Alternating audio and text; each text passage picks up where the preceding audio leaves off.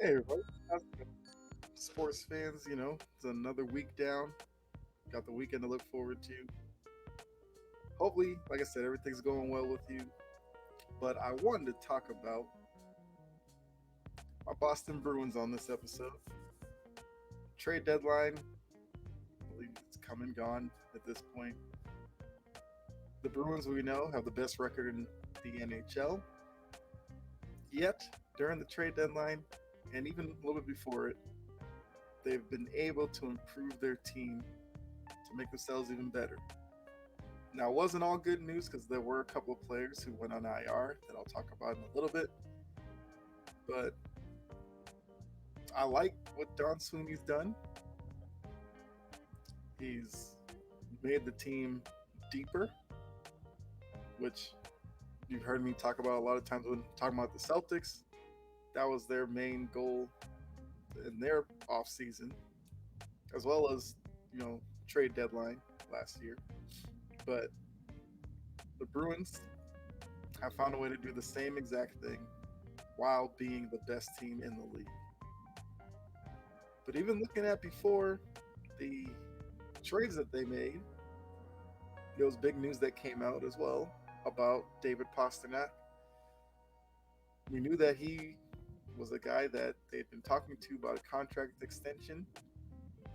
Even though this year is kind of viewed as the last hurrah for certain players on the team in a certain group, I feel like the Bruins had to establish the future core. Obviously, Pastrnak, to me, had to be, part of those plans. Kind of following in the steps of the Red Sox here, which the Red Sox offseason was up and down, but they finally kind of solidified things when they signed Rafi Devers to his extension. So now the Bruins doing the same here with Pastrnak. 8 years, $90 million, which works out to 11.25 a year. Which I gotta say, I believe over on Sports Empire Network, where I am also part of. They have a show on there, Two Guys Hockey Talk. Remember, they asked this question on an episode that I was watching about Pastrnak and what it would take for the Bruins to re-sign him.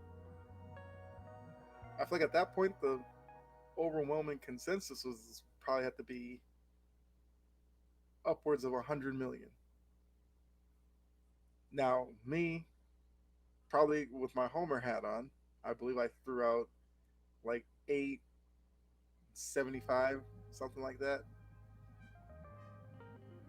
or 7.75, something like that, which I kind of thought would have probably been on the low end.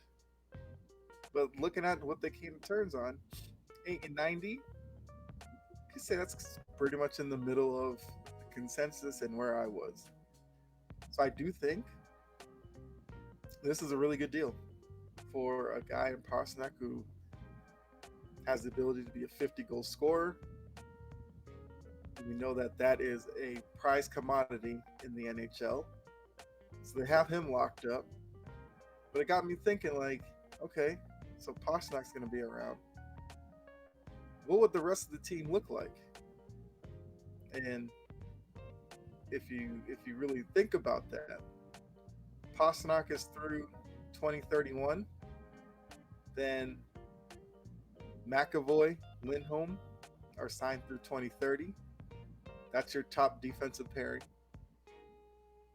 You have Zacha and Carlo are signed through 2027. Zacha's been, incredible coming over from the Devils, putting him on the line with Krejci and Pastrnak. Those three, I believe they call it the checkmate line because they're all Czech descent.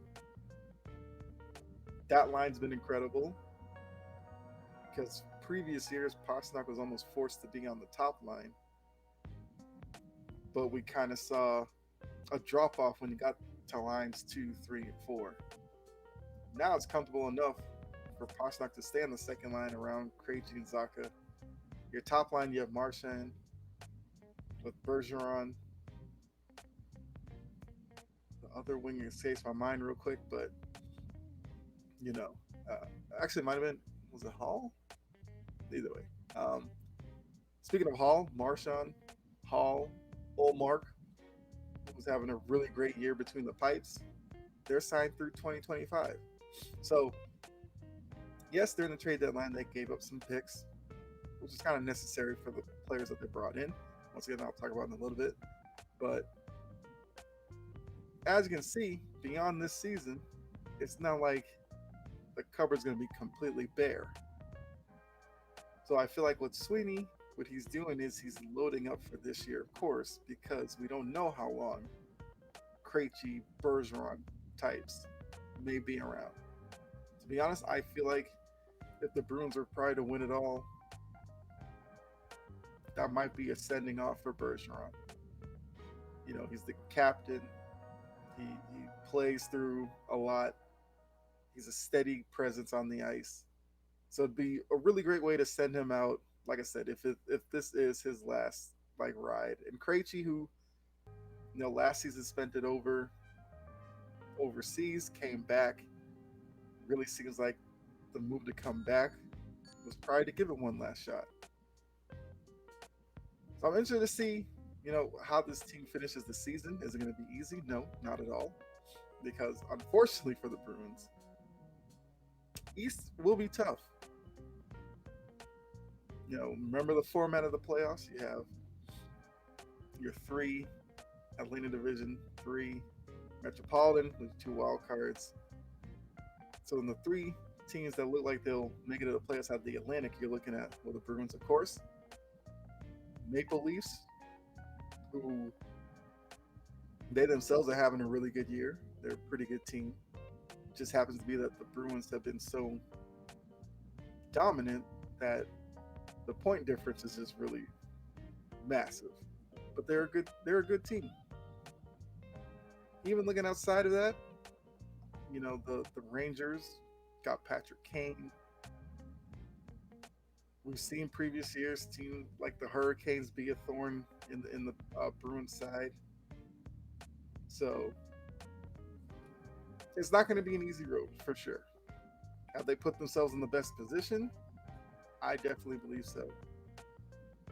But looking at the moves that were made, they got Tyler Bertuzzi from the Red Wings. With the Red Wings, I guess, retaining 50% of Bertuzzi's cap hit for a couple of picks. Bertuzzi, I believe, will slot in to the third line winger. He's a guy who plays with physicality, also can play make. I feel like he's going to be a guy that Bruins fans are going to probably love right off the bat, because there's one thing Bruins fans love: guys who get chippy, but also contribute. Look at Marchand. Marchand is an instigator, but he's also really talented and is a goal scorer. So I think Bertuzzi fits the Bruins makeup perfectly. Love the move.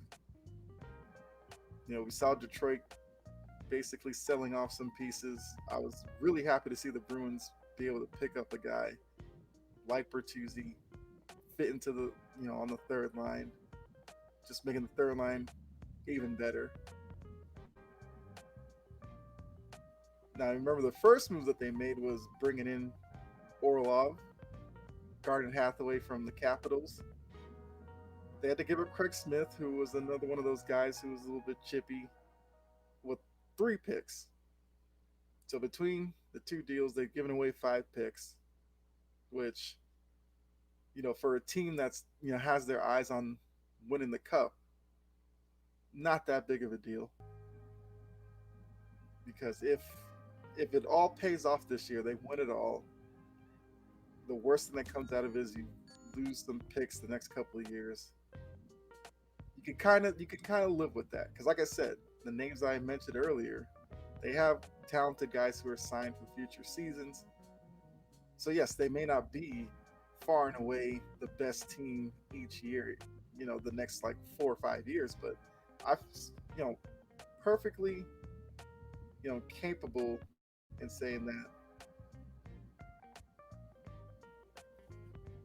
they should be a playoff team the next few years. So then those picks will be towards the bottom of the rounds, and like I said, you could live with that. Now, Orlov and Hathaway, they came in a little earlier, so we've seen them play for the Bruins already. Orlov, back with the defensive group. So now it's Lindholm, McAvoy added Orlov to that, and Orlov has been great, scoring goals, bringing the puck out from the defensive zone into the offensive zone, getting things started. He's been as advertised. I love it. That's definitely one of those other assets that a lot of teams need.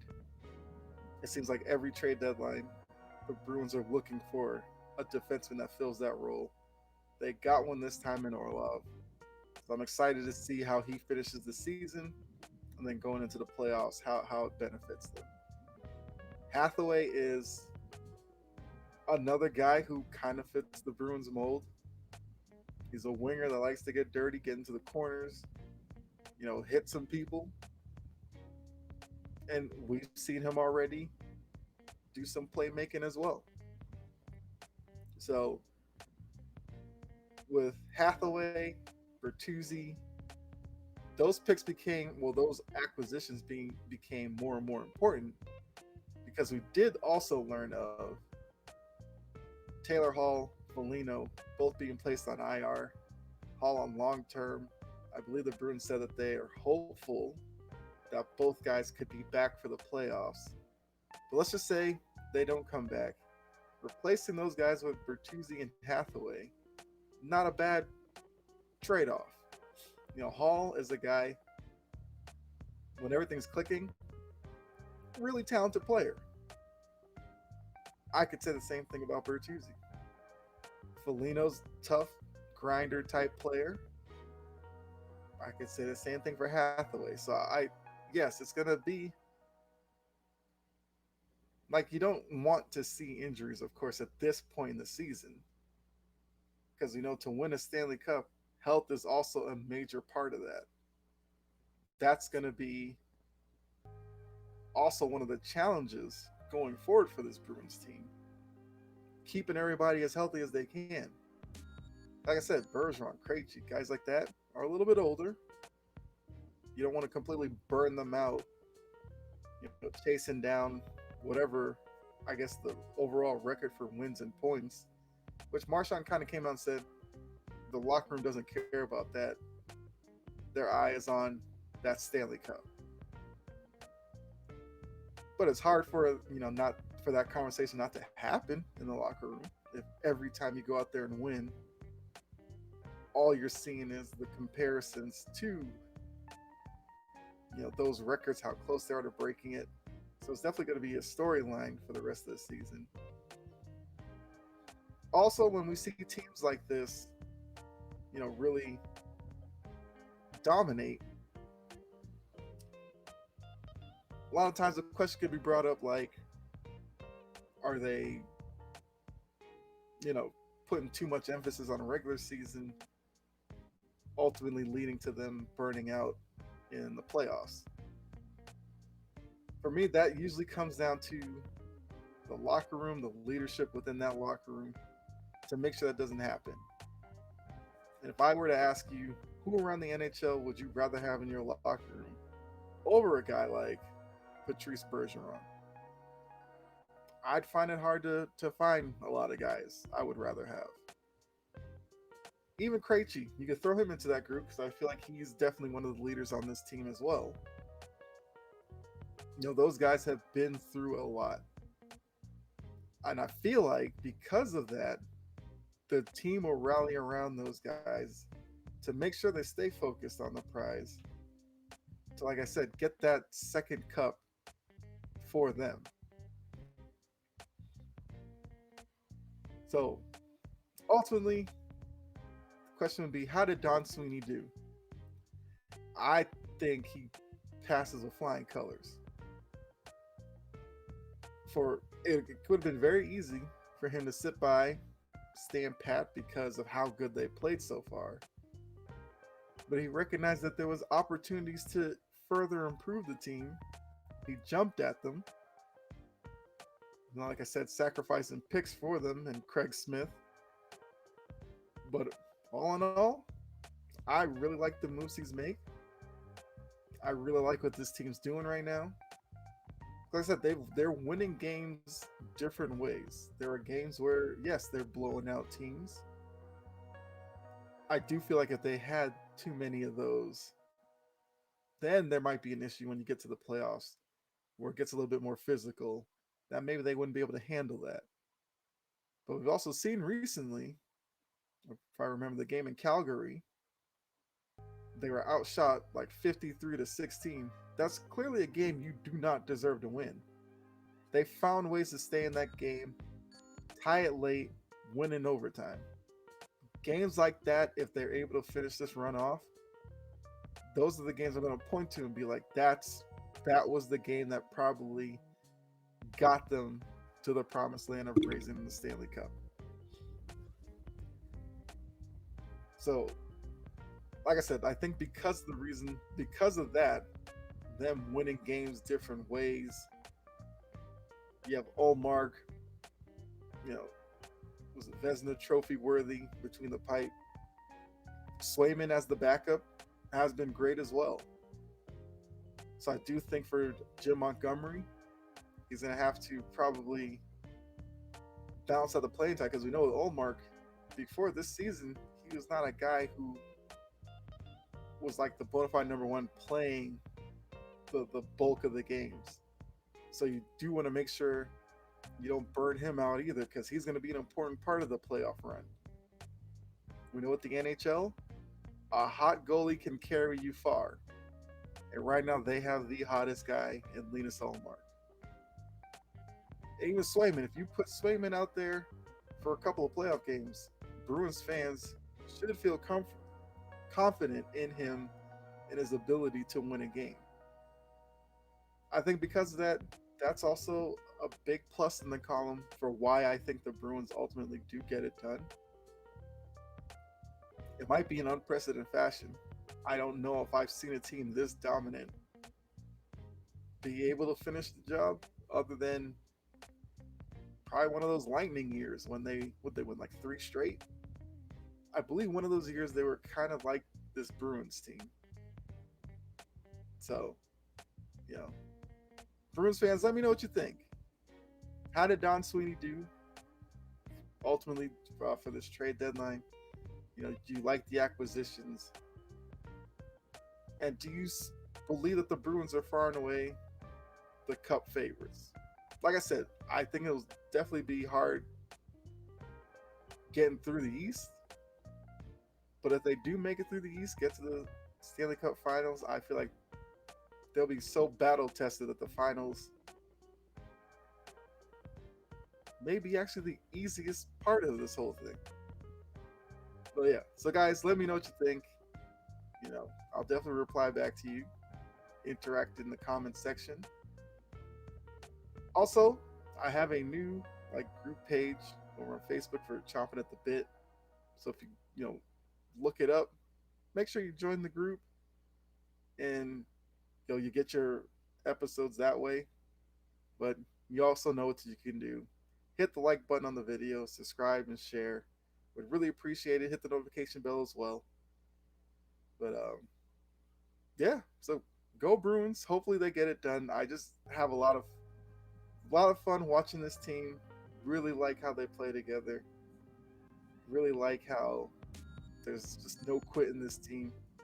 Give Jim Montgomery a lot of credit. I want to say that before I get out of this episode, because coming in for Cassidy, who had done such a good job the past couple of years, he was not necessarily put in the, I guess, easiest position, but he's done really well. If you look at Boston as a whole, Montgomery and Missoula, very similar situations. At a certain point, I mean, Missoula's a little different the way he was brought in because of the Udoka stuff, but Cassidy seemed like he had worn out his welcome. Guys seemed a little frustrated, like DeBrusk, who was the guy on the first line from earlier episode. I can remember Jake DeBrusk, but seems like once they brought Montgomery in, a lot of that talk stopped. So clearly he was the right guy for this situation in this group. So I wanted to give him a lot of the credit as well. But yeah, so let me know what you think about the Bruins situation. Also, let me know who you think is the biggest, uh, I guess, threat standing in their way, making it to the Cup Finals. So let me know that as well down in the comment section. But really appreciate it, sports fans. Be safe out there. God bless. I'll catch you next episode. All right. Have a good one.